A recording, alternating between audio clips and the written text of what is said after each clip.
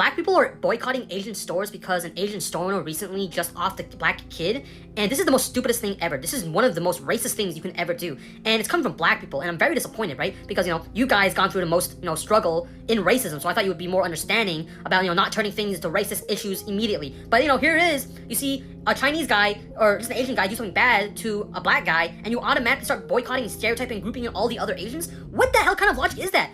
We do not associate with the guy. Have you seen a single Asian person, glorifying or saying that guy, he did it, he did the right thing, that black kid deserved to have that happen to him? No. Who is supporting him? No one is supporting him. If the Chinese community was supporting that Chinese guy or Asian guy, then I would understand you're boycotting everyone. But literally no one is supporting him. We're all condemning him. Show me one person who's supporting that Asian store owner. What are we doing? Why are you becoming more racist? Why are we fighting racism with racism? This is the most stupidest thing ever, bro. If anything, this is raising racial tensions between blacks and Asians. This is the most stupidest. You're just setting everyone back. This is so stupid. Please do not do this, okay? I understand that, that black kid did not deserve to have that happen to him, all right? And I agree. We all agree on that. Every Chinese person or Asian person, I can, probably agree for them on their behalf, okay? We all, that Asian guy did not, he's a bad person. He deserves to go to jail for a long time. We all agree on that. There's no need for you to start boycotting and become racist to other Asian stores because of this one singular incident. Are you stupid? What? If you see, your black friend doing this, genuinely please explain to them and calm them down, because this is not the right way to, combat racism. I'm not gonna pretend I fully understand what kind of pain black people go through on a daily basis. That would be a complete lie. It's almost same as, I can understand childbirth. I don't understand women go through during the childbirth because I'm a man and I will never get to experience that. Some black people pointed out, I say all these things because black people want to boycott Asian-owned businesses. Personally, it doesn't affect me. I don't have anything to sell you, or I don't own any business. I'm not scared of that. I just want peace with everybody. This isn't about money, at least for me. People are calling the boycott of Asian businesses collective punishment. I can see why they think that, but for me personally, I'm holding off on that assessment. You need to realize this is a very natural response, in my personal opinion, and it's very mild in the sense that I'm seeing people bring up collective punishment in the sense people saw one thing and then they took it out through violence. They rioted through the streets and attacked their businesses. This is purely just a boycott. This is people choosing not to spend their money at certain businesses. All right. This is perfectly within legal limits. Okay. Another point I want to bring up is even without an organized boycott, people already made up their minds when they saw on the news that another kid has been killed by an Asian business owner. Let's say there is a restaurant franchise. One location accidentally food poisons their clientele and news spreads around. And people around the United States decide to avoid that franchise altogether. Is that collective punishment? I don't really think so, all right? I think collective punishment in this situation would be if people across the United States decides to burn down every single franchise they can find, despite that one specific location being the one at fault. I think you can just argue that this is poor marketing from Asian business owners, all right? The fact that there's already a record of Asian business owners killing black kids, that's horrible marketing. Why would, just think about it for a moment. Do you think the black community would have somewhat concerns shopping at Asian businesses, knowing that there's a record of Asian business owners killing black kids? Think about that for a moment. I feel like, again, that's why I feel like this is a natural response. This is a natural response to a kid getting killed. People are going to call this pandering. They're going to call me performative, even call me a traitor. And I understand where they're coming from, but for something like this, I like to try to not have as much ego as possible, because just think about it like this. Let's say there is no boycott. Let's say people react as if nothing happened after this kid tragically died. What type of accountability would you see from the Asian community? What type of action would you see from the Asian community? And I think that is a brutal question, because I worry there won't be any accountability at all. If Black folks boycotting Asian businesses is what it takes to fast track Asian folks into deconstructing their internalized white supremacy and anti-Blackness, so be it. Boycott. I didn't apologize to the Black community in my video yesterday so that y'all would magically trust me or forgive Asian people suddenly. I apologized to hold my people accountable because the Asian community owes an apology and the Black community deserves to receive an apology. Is it enough? No. But is it one grain of rice in the direction of repair? I believe so. Trust can only be rebuilt through action, so I will continue educating Asian folks in my life, both online and in real life, to deconstruct the internalized white supremacy and anti-Blackness, because Black folks are some of the most soulful, caring people I know, and y'all deserve better. Welcome. So today, the Asian community have come in focus and they're talking about the boycott. Some are happy, some are not happy.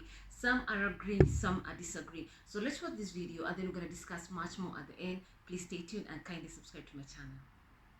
Seeing history repeat itself in the Rick Chow case is genuinely disgusting and disheartening. I think what's adding to that feeling is seeing some of the Asian American community's responses on TikTok reacting to people saying they're going to boycott Asian businesses and only deciding to speak on that point. There is so much internalized anti-Blackness in the Asian community, and I'm speaking on this as someone who's half Chinese and half Black, to the point where someone can literally be murdered in cold blood and your concern is people online saying they're going to boycott Asian businesses. It's really something to consider, and it runs so deep that I don't even know what to do about it at this point. Boycott Asian businesses. Look, I know many people are angry. They think justice needs to be served, so they want to boycott Asian businesses.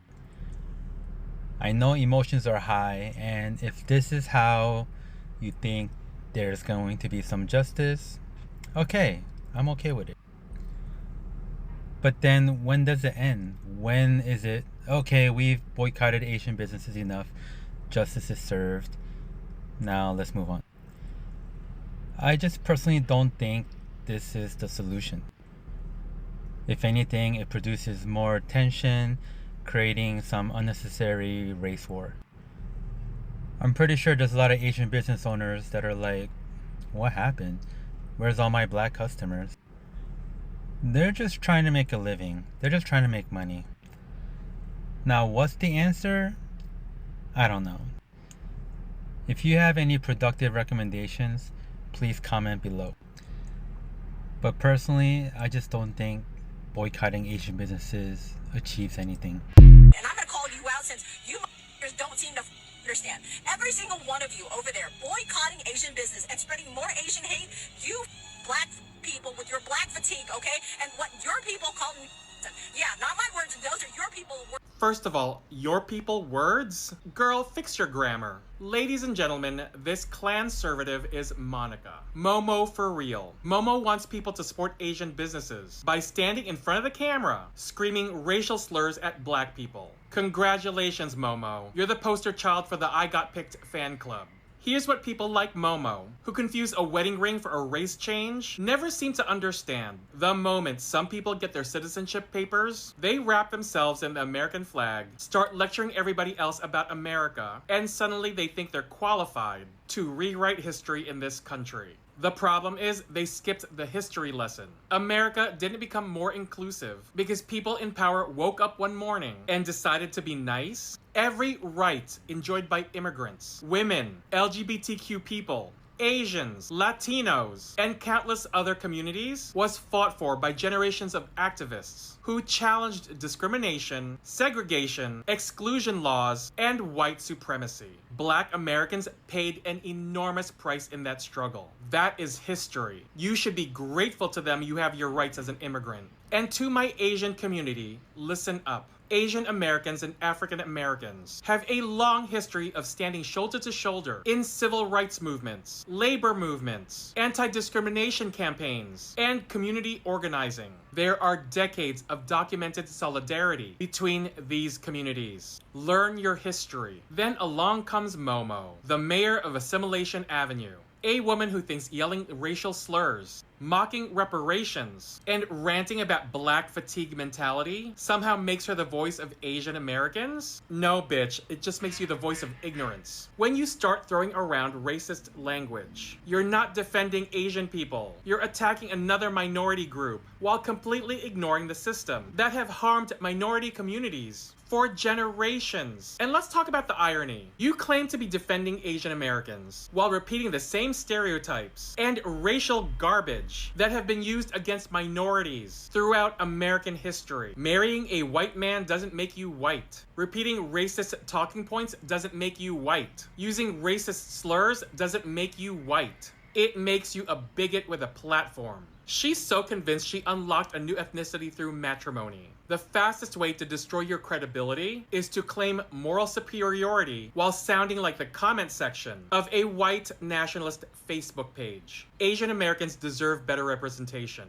and you're not it. Black Americans deserve better treatment, and everybody deserves better than somebody trying to build an audience off racism, bigotry, and anti-blackness. And FYI, Momo, you are carrying water for a club that still sees you as a guest. And that's the read. If you like your tea hot, share it, save your seat, and follow for more. This is the Notorious JTB, notoriously opinionated, signing out. I support the economic boycott that the Black community has been calling for against Asian-owned businesses. And here's why. You should never spend your time and energy in people that don't see you as humans. That if you went into their store, you would fear for your life. So let me give you an example. Anytime I want to eat Mediterranean food, I've learned that Mediterranean is a very loose term for a region that's currently being colonized. I'll call the restaurant and just straight up ask, is this restaurant owned by an Israeli person?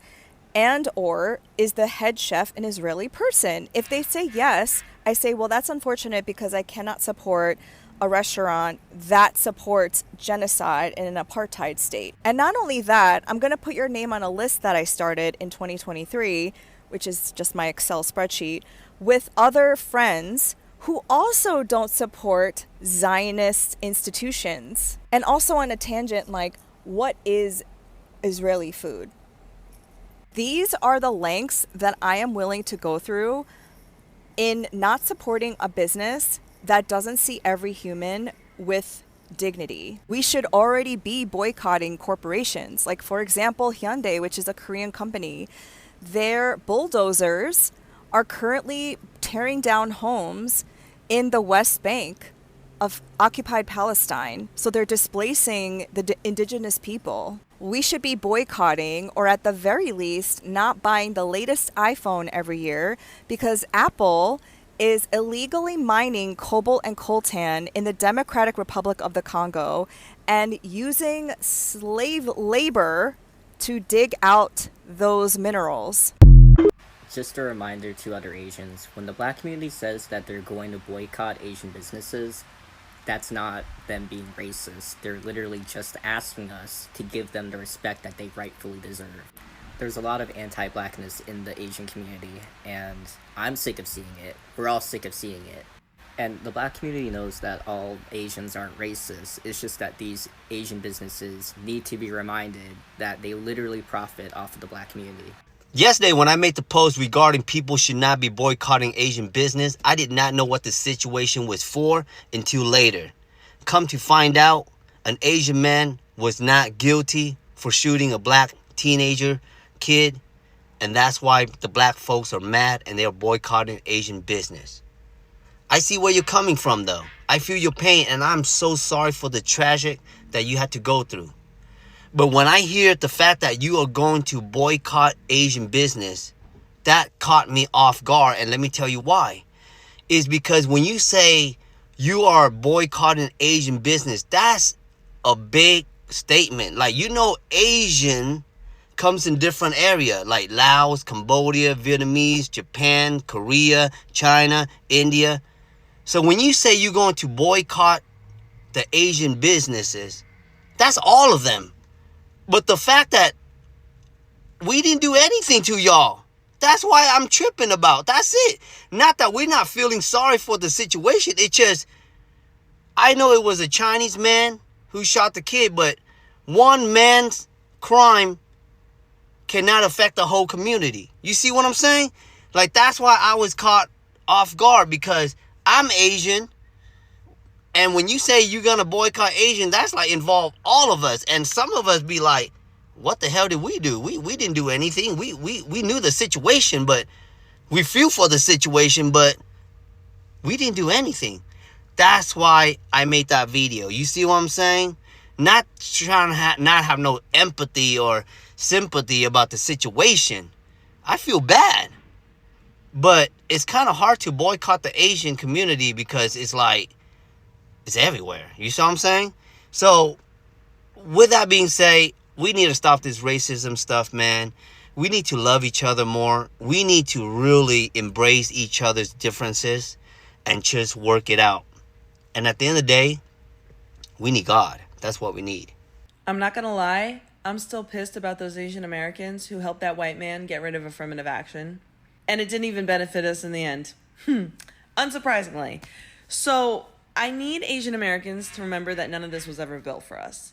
The lawsuit that ended affirmative action was not started by Asian Americans. It was led by Edward Bloom, a white conservative activist who has spent years just trying to dismantle civil rights protections because that's the type of person he is. He created Students for Fair Admissions and specifically recruited Asian American plaintiffs to frame this narrative as Harvard discriminates against Asians, but this was never about helping us. It was about using us, as always. About using us to attack policies designed to create equity and level the playing field. Now, you have probably seen a lot of people saying that affirmative action lowers the bar. Oh, DEI also lowers the bar. They're not the same thing, but people think they are. That is so misleading, and it's rooted in anti-blackness. Also, are we noticing the percentage of white people admitted and the overwhelmingly white legacy admissions at these institutions is something that specifically never gets touched in this conversation? Why is that? Is it clicking? So here's some facts from the case. So Asian students did have the highest GPAs and test scores, but got rated lower on personal qualities by the admissions officers. And for identical profiles, Asian applicants had a 25% chance of getting in, while black applicants had a 95% chance. And that stat gets weaponized to imply that black students are less qualified, but affirmative action isn't lowering the standard. It's about addressing systemic inequities caused by racist policies like housing discrimination, segregated schools, and the wealth gap, etc. This is classic model minority propaganda portraying Asian Americans as proof that racism is over to justify attacking other communities. That is exactly why they ended the immigration ban against Asians in the US and then only allowed in high-achieving Asians from Asia, scientists, doctors, etc., to come to the US so that they could use us to prove that they weren't racist to black people during the Cold War. I need you to pay attention to historical context about how this has all gone down. History is rhyming. It's the same thing. Here's the thing. I want to say that 69% of Asian Americans actually support affirmative action, and advocacy groups like Chinese for Affirmative Action and CIRAC fought to keep it. The loudest anti-affirmative action voices do not represent all of the Asian community. They do represent a narrative designed to divide us, though. And for Asian Americans, especially young Asian Americans, I need you to hear me. Even though many in our community do not align with the model minority nonsense, I can attest to that being true, the ones who do are often the ones that get the most visibility because playing that role perpetuates white supremacy. And at the end of the day, we have to be real about all of this. None of this was ever for us anyways. This country literally had laws banning us from being here. We have always been seen as outsiders. We have only ever been used as a tool, a wedge to uphold white supremacy, and then they will scapegoat us the second they need to. That has always happened in times of sickness, war, and a loss of jobs. And it is on us to disrupt that role, to stop aligning with anti-blackness, and to refuse to be used as puppets for systems that were never built for us anyway. It is imperative that we, as Asian Americans, learn our history, learn how we've been used, understand it, and choose solidarity. Because if we're not fighting these systems together, we are always on the chopping block. Remember how they treated us during COVID. Until next time, y'all. I would like to thank the Black people who have come forth and stated how useless it is to boycott all Asian businesses just because of one incident. We are not all the same. We are not all one culture. We are not our parents' generation, we are not going to call for a boycott of all Black-owned businesses after a Black on Asian crime. At least you're not going to see me doing that. And by the way, we don't claim this guy. No, we need to be focused on other things. We need to come together because I promise you it's a bit sus that this case received all this attention and went viral seemingly overnight. Back in 2023 when the incident happened, this was not on our radars. Now in 2026, when racial tension in this country is at an all-time high, now we hear about this all of a sudden. It's being covered by every single major news outlets who are run by the ones at the very, very top. Don't get me wrong, we should talk about these things. They are important. But I think it's time to talk more about unity because things seem like they're devolving into a race war. If you're curious about my thoughts on the case, because I've been away for about 2 weeks and I'm just coming back now, I don't know what to say. It is tragic a kid lost his life. It is tragic we do not have footage of the climax of the situation. Everybody has a counterpoint to every point from both sides. I will just say, there was no need to chase that kid out of the store. It doesn't matter where you stand. You can say it looked suspicious. Maybe they were fed up at that point, whatever. My bottom line is there was no need to chase that kid 100 yards, over 100 yards, in a situation where you brought a weapon with you just in case. And if you somehow were to know that Rick chased him out of racial prejudice, I promise you, not a single Asian on this planet would be surprised. Those are my thoughts. I'm happy to be back, guys. I do think these are important discussions to have, but I think also at this point, maybe we're kind of losing the plot a little bit. Let's push for more unity going forward. Thank you. We have gone from people placing huge orders at Chinese restaurants and not picking them up to vandalizing businesses, and now this. Yeah, I mean, this guy sucks. I don't really know what else to say. I feel like I'm gonna repeat myself here, but we are not all the same, and I think that's important to say again because things seem to be devolving. Yes, there's a lot of anti-Blackness within our community, and it is hard to fight that because we, Asians collectively, cannot even come together as a group. So now would be a good time because I got a lot of comments about this in my last video in this space about, oh, well, what Black businesses do you support? Now would be a good time to clarify that we do support you guys. The biggest example would be during BLM with Breonna Taylor and George Floyd. A lot of us did come out in support of you guys. We marched with you. We, including myself, donated to organizations like the ACLU. My point is, especially with all the discourse right now, maybe you guys don't know that there are a lot of us in support of the Black community. Maybe more than you think. Social media tends to be so polarizing and the negative news always rises to the top. Also, just because I did not make a video about the Rick Chow verdict does not mean that I am anti-Black. There was a lot to digest there.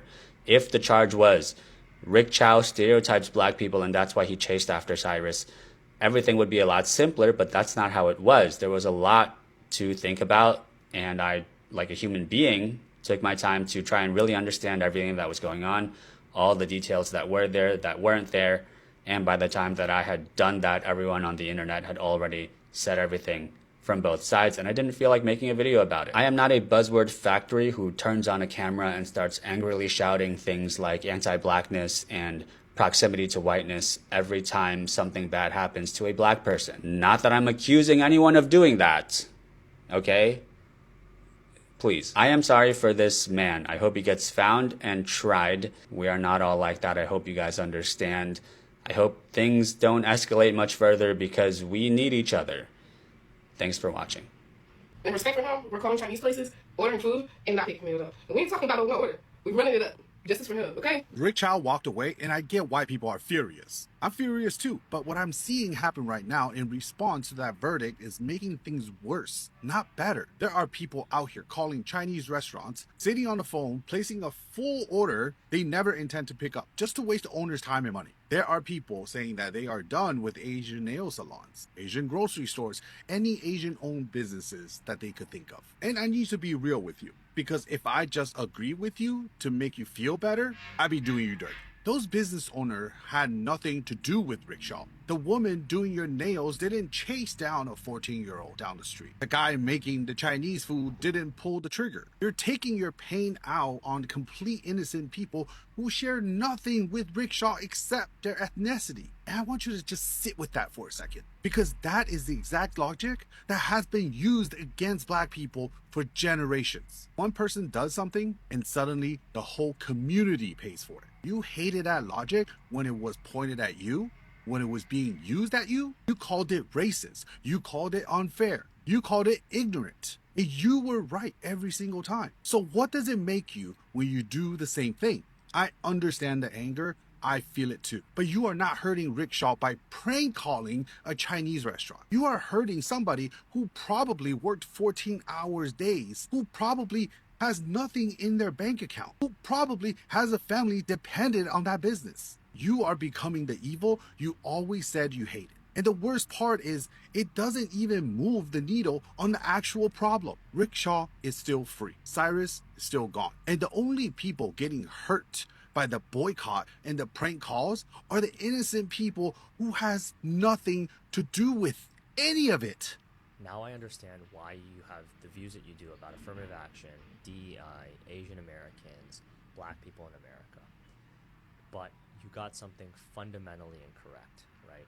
There is a normal curve in any sort of racial population, in any sort of population. So you have to view this normal curve.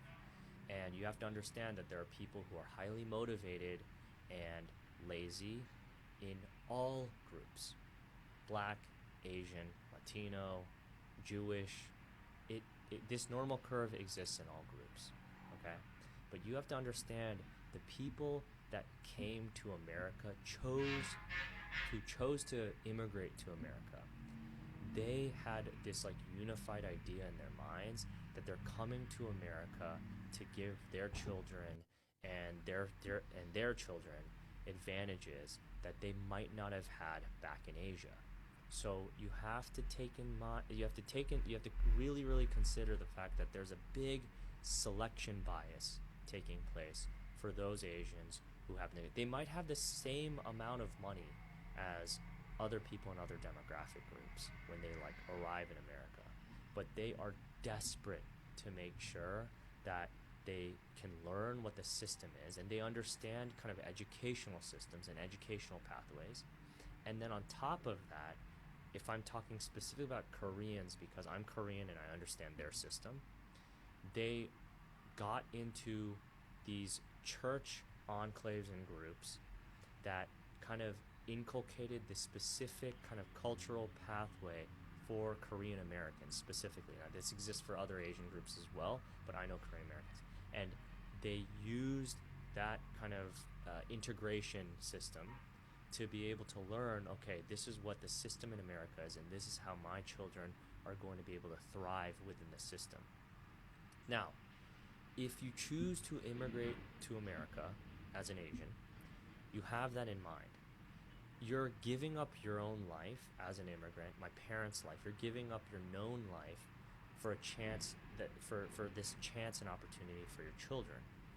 And that sacrifice is made at the level of that, at the point of that immigration. But on top of that, they have this community that's very, very tight-knit and that's unified in reinforcing that idea. But you also don't consider that the Asians back in Asia, there are people there, again, who are lazier, who are not taking advantage of whatever opportunity they may or may not have. There are people on the lower end of that normal curve, and they happen to have stayed in America. In America, if I'm talking about the black community, okay, there is a normal curve, and everyone would agree to this, that there are people who are high achieving, high potential, and there are people who are lazy as well. It's just in every single demographic group this exists.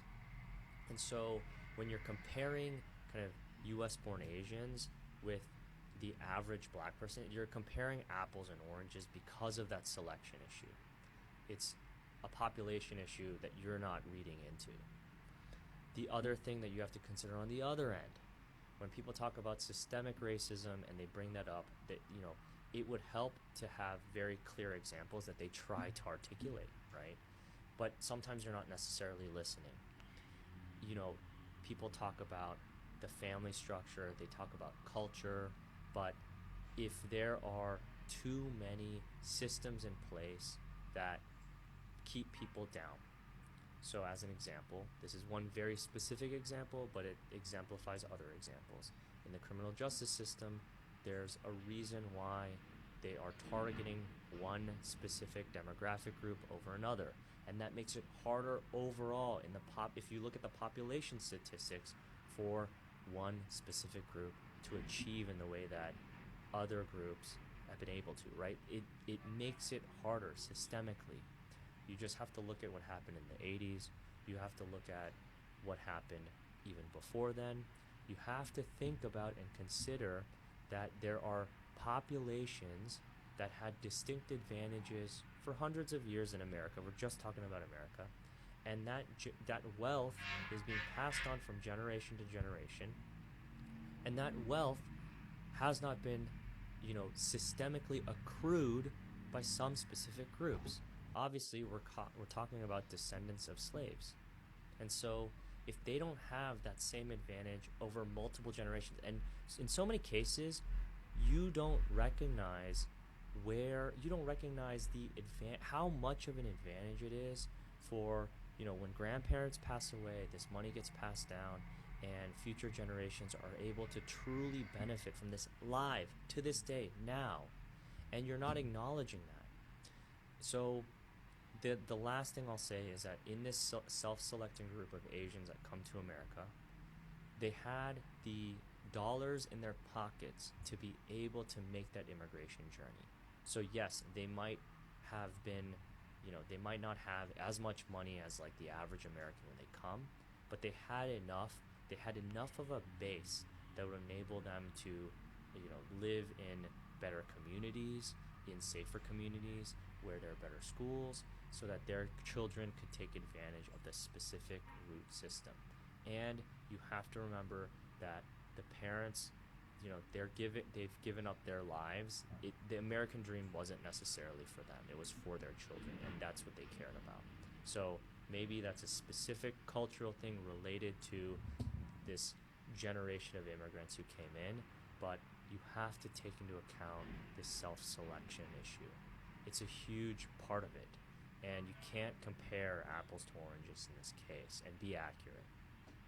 So Asians are talking about this whole boycott, and yes, they're not happy about it. While others, they do support this boycott. Why is that? Why do some people, folks in the Asian community, support this whole boycott while others are disagreeing? The reality is this discussion centers on the economic relationship between the black consumers and the Asian-owned businesses in the US, largely sparked by a viral video and legal cases. It involves the argument over the economic power, community respect, and the global reliance on Asian-made goods.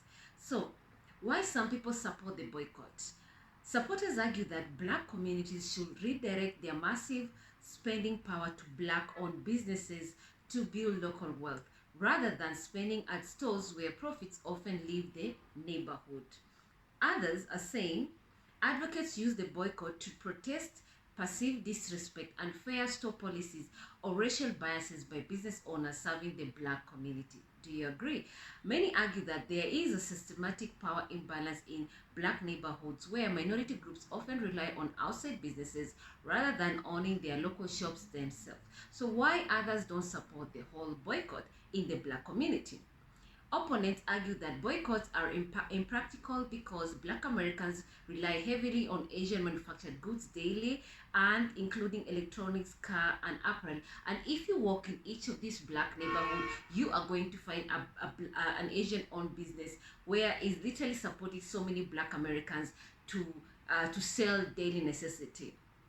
Also, many consumers point out that local Asian-owned services like laundromats, convenience stores, and beauty supply shops are convenient and practically making life easier and also difficult to avoid entirely.